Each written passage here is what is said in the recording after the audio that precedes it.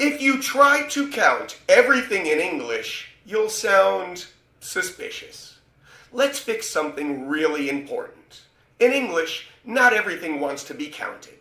Brazilians grow up thinking, if it exists, I can count it. Makes sense. In English, not really. You can say 1 apple, 2 apples, but you can't say 2 informations or 3 advices without sounding like you're inventing a new language. The issue is both in logic and perspective. English divides the world into things you can count, or countable, and things you experience as a mass or a concept, uncountable. Here's the clean rule. Countable nouns are separate units. A car, 2 cars, a book, 3 books. Uncountable nouns are like masses, abstract or grouped ideas. Information, advice, data, money, air, water, furniture. You don't say uninformation because English doesn't see information as one isolated unit.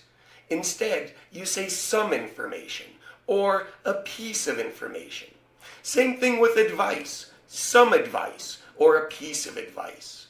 When you really need to count, you add a unit, a glass of water, a bit of luck, a piece of furniture. Now, let's talk about a very Brazilian classic. Can you give me your informations? This usually happens when asking for name, address, date of birth. And yes, I get it. It feels plural. There's a lot of stuff about you. A lot of data, which is also uncountable, by the way. But English doesn't say informations. It simply says, can you give me your information? One word, singular form, with a very obvious implication that it's many things. It includes everything. Em português, é igual me dizer, me passa suas informações, no plural. Em inglês, a palavra fica no singular, mas no sentido continua amplo. So here's the technique that actually works. Don't ask, can I count this in real life? Ask, does English treat this as a unit or as a mass? If it's a unit, plural is fine. If it's a mass, no plural. Use some, a piece of, a bit of. English isn't being illogical. It's being consistent in its own system.